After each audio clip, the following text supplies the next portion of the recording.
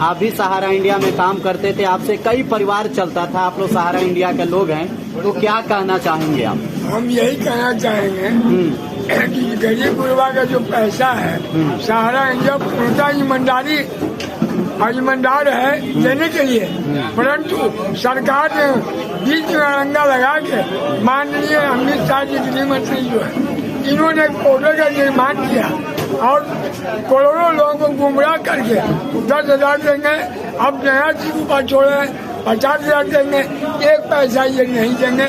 हम लोग को मांग यही है सहारा कार्यालय खुले और वहीं से सभी का भुगतान हो, रोजगार हम लोग को मिले।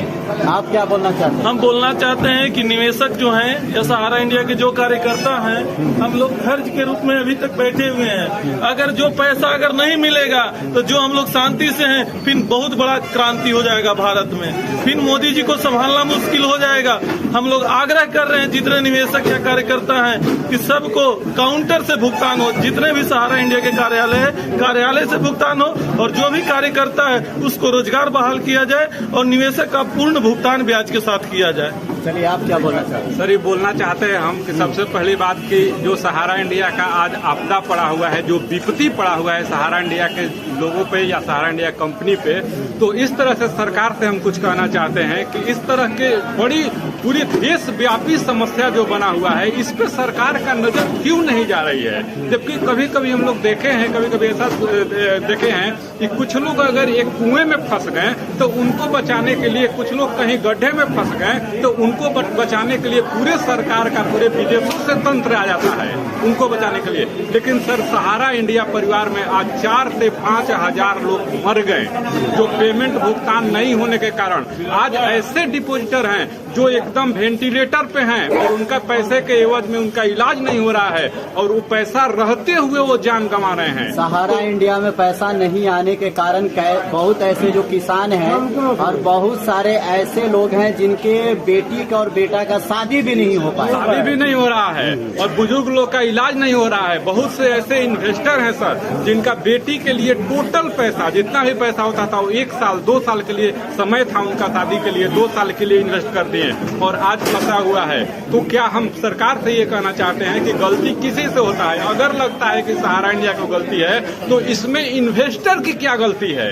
इन्वेस्टर आपके सिस्टम पे, आपके बनाए हुए पूरे प्रोटोकॉल पे रह करके और इन्वेस्टर अपना पैसा जमा किया, तो क्या इन्वेस्टर को डूबे हुए छोड़ देना चाहिए कि उनको बाहर निकालना चाहिए? आपका नाम क्या हुआ? जी, मेरा नाम संजय कुमार सिंह है और अकोढ़ी गोला फ्रेंचाइजी मैनेजर हम हैं। और हम लोग देखे हैं सर कि एक से लोग जो है MIS एक स्कीम हम लोग के पास होता था, जो गरीब रिटायरमेंट के बाद बुजुर्ग लोग उसमें इन्वेस्ट करते थे। और मेरे ऑफिस में बहुत से ऐसे लोग थे सर कि वो आते थे, पैसा 5,000 2,000 3,000 महीना में उनका निकलता तरह से इकट्ठा करते थे, निकलता था और वो दवा के लिए जाते थे, इलाज के लिए आते थे। आज उनका इलाज नहीं हो रहा है पैसे बिना।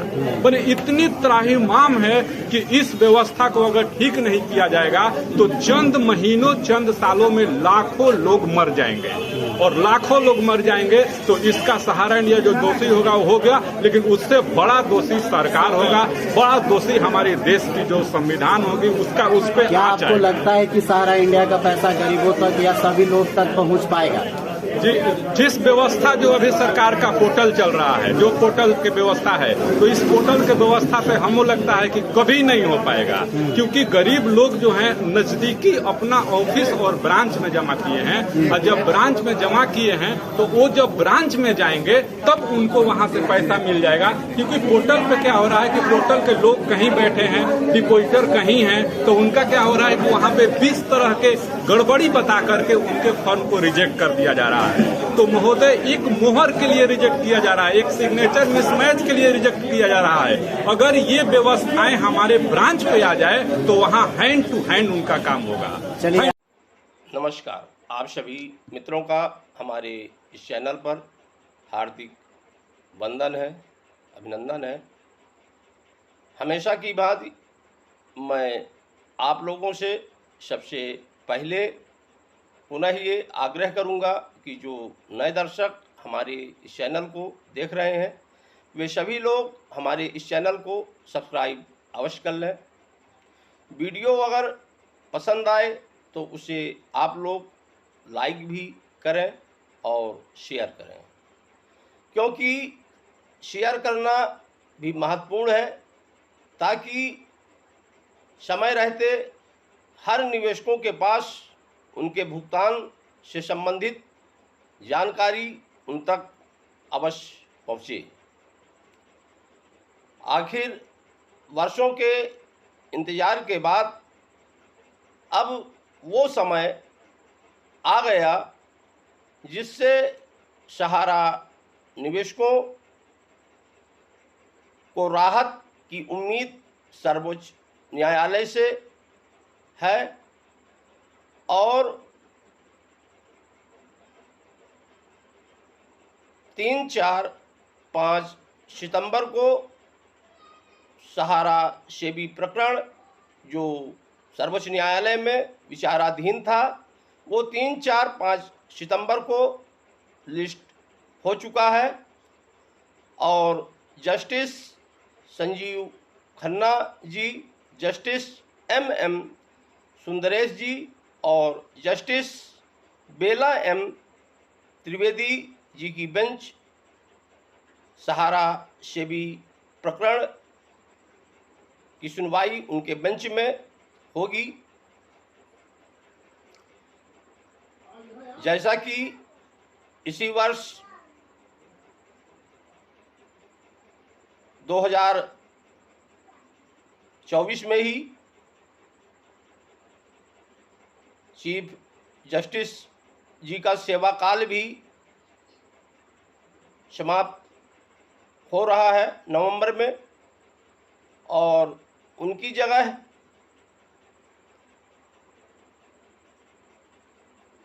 Justice Sanjeev Khanna chief justice होंगे।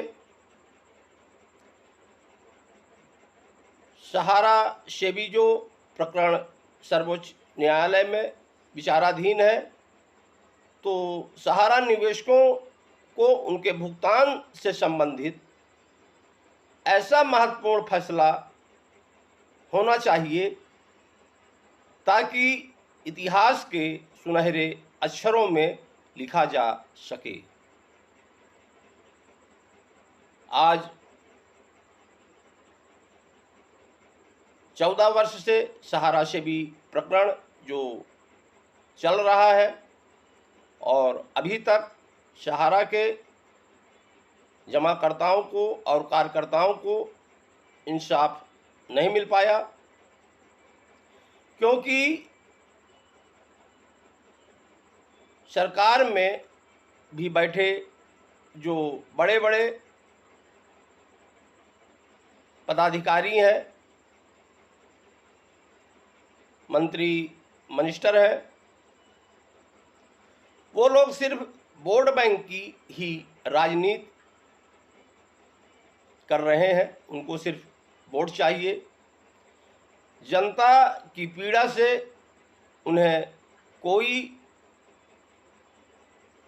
मतलब नहीं है। और अब सर्वोच्च न्यायालय इस संदर्भ में महत्वपूर्ण फैसला सुना करके ऐसे लोगों के गाल में तमाचा मारेगा, क्योंकि निवेशकों की पीड़ा अब सर्वोच्च न्यायालय से देखी नहीं जा रही और उनके भुगतान को लेकर के 3 तारीख की सुनवाई महत्वपूर्ण सुनवाई होने जा रही है।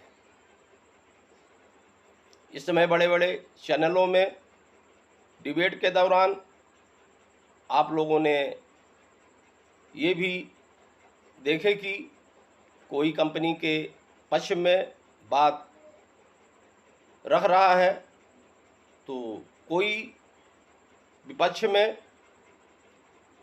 अभी हाल फिलहाल के दिनों में आपने ये सुना कि जो